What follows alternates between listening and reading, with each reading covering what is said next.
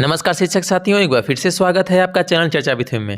साथियों, जैसा कि आपको पता होगा कि निष्ठा एफएलएन प्रशिक्षण जो है वो 15 अक्टूबर 2021 से प्रारंभ है और इसी के क्रम में हम आज 7वां जो मॉड्यूल है, जो प्राथमिक कक्षाओं में बहुभाषी शिक्षण जिसका नाम है, उसकी प्रश्नोत्तरी वाला कॉलम हल करेंगे। इस वीडियो में हम अधिक से अधिक प्रश्नों को हल करेंगे, जिससे आप जब इसको हल करने जाएं तो उसमें आपको सुविधा हो, कोई क्वेश्चन आपके सामने नया न आए। शिक्षकों, मैं आपको बता दूं कि इस वीडियो में जो मैं प्रश्नों की श्रृंखला उठाऊंगा, जब मैं प्रश्नों को हल करना शुरू करूंगा तो ये हो सकता है कि आप जो प्रश्न हल करें उसमें उसका क्रम इधर उधर हो सकता है, लेकिन प्रश्न आपके सभी यहाँ मिल जाएंगे। इसीलिए सावधानी से और तल्लीनता से इस वीडियो को देखें, जिससे आप 20 में 20 नंबर प्राप्त कर सकें। तो आइए शुरू करते हैं। सबसे पहला क्वेश्चन कह रहा है UDISE के अनुसार भारत के स्कूलों में शिक्षण का माध्यम कितनी भाषाएं होनी चाहिए। तो इसमें जो अलग अलग विकल्प दिए हुए 4 विकल्प 30, 36, 33, 39। तो इसमें जो दूसरा विकल्प है 36 लिखा वो सही है। हम आगे बढ़ते हैं। अगला क्वेश्चन कह रहा है इनमें से सही कथन है। पहला है एक भाषा का मजबूत विकास दूसरी भाषा को सीखने में कठिनाई पैदा करता है। मातृभाषा में लंबे समय तक शिक्षण करने से हिंदी और अंग्रेजी भाषा सीखने के लिए समय नहीं बचता। और तीसरा है भाषाएं परस्पर एक दूसरे से मिली जुली रूप में ही विकसित होती हैं। मातृभाषा में मजबूत पकड़ बनाने से बच्चों को दूसरी भाषा सीखने में कठिनाई होती है। तो इसमें जो तीसरा विकल्प है भाषाएं परस्पर एक दूसरे से मिले जुले रूप में ही विकसित होती हैं, ये सही होगा। हम आगे बढ़ते हैं। अगला क्वेश्चन कह रहा है कक्षा में दूसरी भाषा सिखाने की आधारभूत शर्त क्या है। पहला विकल्प है L2 को बच्चों के लिए सरल, समझने योग्य, रोचक और अर्थपूर्ण बनाना। दूसरा है शुरुआत में ही L2 में आधारभूत शब्द भंडार विकसित करना। तीसरा है शुरुआत से ही L2 की शब्दावली लिखना। चौथा है बच्चों को L2 का अधिकाधिक अनुभव देना। तो इसमें जो तीसरा विकल्प है शुरुआत से ही L2 की शब्दावली लिखना, ये सही होगा। हम आगे बढ़ते हैं। अगला क्वेश्चन कह रहा है बहुभाषिक का अर्थ क्या होगा।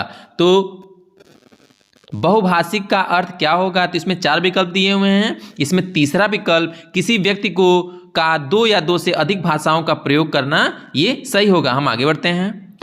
अगला क्वेश्चन कह रहा है राष्ट्रीय शिक्षा नीति 2020 के बहुभाषी शिक्षण के संदर्भ में उल्लेख किया गया है। तो इसमें देखिए, इसमें दूसरा विकल्प जहां तक संभव हो कक्षा 5वीं तक शिक्षण का माध्यम बच्चों की समझ की भाषा होनी चाहिए। ठीक है, आगे बढ़ते हैं।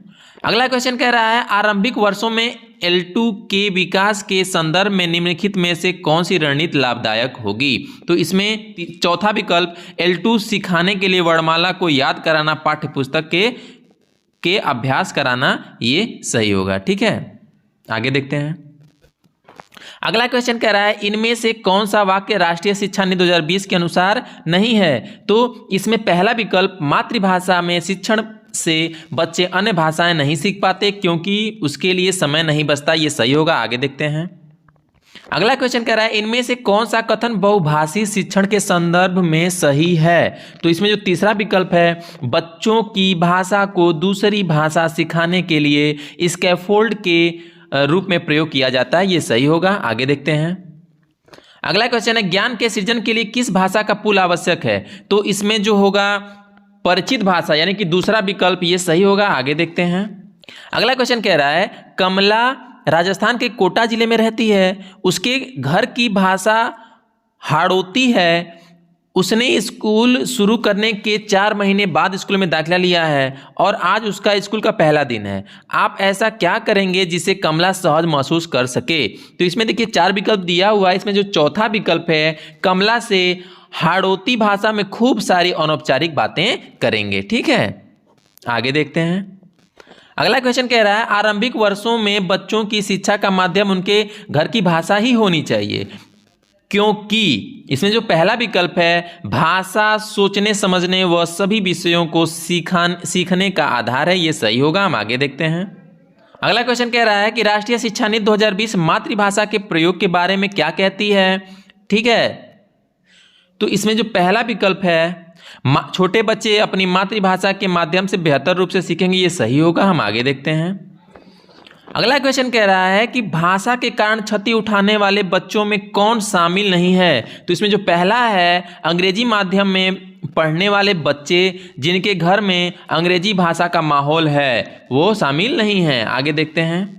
अगला क्वेश्चन कह रहा है प्राथमिक स्कूलों में लगभग 25% बच्चों को आरंभिक वर्षों में गंभीर चुनौतियों का सामना क्यों करना पड़ता है। तो दूसरा विकल्प, घर की और स्कूल की भाषा में अंतर होना, ये सही होगा। हम आगे बढ़ते हैं। अगला क्वेश्चन कह रहा है कमला जी कक्षा 2 के बच्चों को हिंदी सिखाना चाहती हैं, उन्हें अपनी कक्षा में निम्न में से कौन सी रणनीति अपनानी चाहिए। तो इसमें जो तीसरा विकल्प है, हिंदी भाषा का प्रयोग पूरी तरह से बच्चों के हिंदी समझने के स्तर के अनुसार करना, ये सही है। आगे देखते हैं। अगला क्वेश्चन कह रहा है कि बहुभाषी शिक्षण के संदर्भ में निम्न में से गलत वाक्य चुनें। तो इसमें जो चौथा विकल्प है, अलग अलग भाषाओं को कक्षा में जगह देने से बच्चों के सीखने पर नकारात्मक प्रभाव पड़ता है, ये सही होगा। हम आगे देखते हैं। अगला क्वेश्चन कह रहा है कि भारत में हुई 2011 की जनगणना से यह बात उभर के सामने आई है कि इसमें तीसरा विकल्प सही होगा कि अधिकतर लोग एक से अधिक भाषाएं बोलते हैं। ठीक है, आगे बढ़ते हैं। अगला क्वेश्चन कह रहा है प्रत्येक राज्य और राज्य के भीतर प्रत्येक स्थानीय अधिकारी भाषा संबंधी अल्पसंख्यक वर्गों के बालकों को शिक्षा के प्राथमिक स्तर पर मातृभाषा में शिक्षा की पर्याप्त सुविधाओं की व्यवस्था कराने का प्रयास करेगा। यह कथन कौन से दस्तावेज में कहा गया है। पहला विकल्प है RTE 2009, दूसरा है राष्ट्रीय शिक्षा नीति 2020, NCF 2005, भारत का संविधान। तो इसमें जो चौथा विकल्प है भारत का संविधान, ये सही होगा। हम आगे बढ़ते हैं। अगला क्वेश्चन कह रहा है, अगला प्रश्न है गलत कथन चुने। तो इसमें जो पहला विकल्प है मातृभाषा में अध्यापन से बच्चों को अन्य भाषाएं सीखने में कठिनाई होती है, ये विकल्प सही होगा। हम आगे बढ़ते हैं। अगला क्वेश्चन है भाषा शिक्षण से जुड़ी भ्रांति चुनिए। तो इसमें चौथा विकल्प, जितनी छोटी उम्र में बच्चों को अपरिचित भाषा में पाठ्य पुस्तकें पढ़ने के लिए देंगे बच्चे वह भाषा उतनी जल्दी सीखेंगे, ये विकल्प सही होगा। हम आगे। अगला क्वेश्चन कह रहा है कोर्स में वारली पेंटर की कहानी देने का क्या उद्देश्य है। तो इसमें जो पहला विकल्प है आवश्यकता अनुसार एक से अधिक भाषाओं के उपयोग के बारे में बताना, ये सही होगा। आगे देखते हैं। अगला क्वेश्चन कह रहा है भारत की जनगणना 2011 के अनुसार भारत में कुल कितनी मातृभाषाएं हैं। तो इसमें चौथा विकल्प सही होगा। हम आगे देखते हैं। अगला क्वेश्चन कह रहा है शिक्षण कार्य में L1 का प्रयोग करने से। तो इसमें जो है तीसरा विकल्प, बच्चों को सभी विषय समझने में मदद मिलती है, सही है। हम आगे देखते हैं। अगला क्वेश्चन कह रहा है बहुभाषी शिक्षण के लाभ में शामिल नहीं है। पहला विकल्प है शैक्षणिक परिणामों को बेहतर होना, दूसरा है कक्षा 1 में अंग्रेजी पढ़ना लिखना सीख जाना, तीसरा है आत्मविश्वास की भावना पैदा होना और चौथा है सभी विषयों की बेहतर समझ होना। तो इसमें कक्षा 1 में अंग्रेजी पढ़ना लिखना सीख जाना, ये सही हो गया, यानी दूसरा विकल्प सही है। हम आगे देखते हैं। अगला क्वेश्चन कह रहा है सीखने की प्रक्रिया में ज्ञात या अज्ञात या परिचित से अपरिचित की ओर ही बढ़ना चाहिए। यह बात आई NEP 2000 में, NEP 1986 में, RTE 2009 में, NCF 2005 में। तो इसमें जो चौथा विकल्प है NCF 2005 में, ये सही होगा। हम आगे देखते हैं। अगला क्वेश्चन कह रहा है बहुभाषी शिक्षण पद्धति की विशेषता नहीं है। पहला विकल्प है कक्षा में किसी एक भाषा का प्रभुत्व होना, दूसरा है सभी भाषाओं को सम्मान मिलना, तीसरा है भाषाओं का मिला जुला प्रयोग करना, चौथा है बच्चों की भाषा का कक्षा में भरपूर प्रयोग करना। तो इसमें जो पहला विकल्प है कक्षा में किसी एक भाषा का प्रभुत्व होना, ये सही है। हम आगे बढ़ते हैं। अगला क्वेश्चन कह रहा है प्रथम भाषा L1 से तात्पर्य, पहला है अकादमिक भाषा, दूसरा है लिंग भाषा, तीसरा है बच्चों की समझ की भाषा, चौथा है स्कूल की मानक भाषा। तो इसमें जो तीसरा विकल्प है बच्चों की समझ की भाषा, वो सही होगा। हम आगे बढ़ते हैं। अगला क्वेश्चन कह रहा है इस कोर्स में हमने यह सीखा कि। तो इसमें जो तीसरा विकल्प है जिन क्षेत्रों में बच्चों की भाषा को शिक्षण का माध्यम नहीं बनाया जा सकता वहां बच्चों की भाषा का कार्य नैतिक तौर पर मौखिक प्रयोग किया जाना चाहिए, ये सही है। आगे देखते हैं। अगला क्वेश्चन कह रहा है इथियोपिया की भाषा संबंधी मॉडल के अध्ययन से निष्कर्ष निकलता है। तो इसमें जो दूसरा विकल्प है मातृभाषा में अध्यापन से बच्चों ने सभी विषयों में बेहतर प्रदर्शन किया, ये सही है। आगे देखते हैं। अगला क्वेश्चन कह रहा है वह भाषा जो औपचारिक तौर पर पाठ्य पुस्तकों, शिक्षण सामग्री और शिक्षण प्रक्रिया में इस्तेमाल की जाती है वह भाषा खाली जगह कहलाती है। पहला विकल्प है मातृभाषा, दूसरा विकल्प है शिक्षण का माध्यम, तीसरा विकल्प है घर की भाषा, चौथा विकल्प है शिक्षण की भाषा। तो इसमें जो दूसरा विकल्प है शिक्षण का माध्यम वो सही होगा। हम आगे बढ़ते हैं। अगला क्वेश्चन कह रहा है लिंक भाषा का प्रयोग किस परिस्थिति में किया जाता है?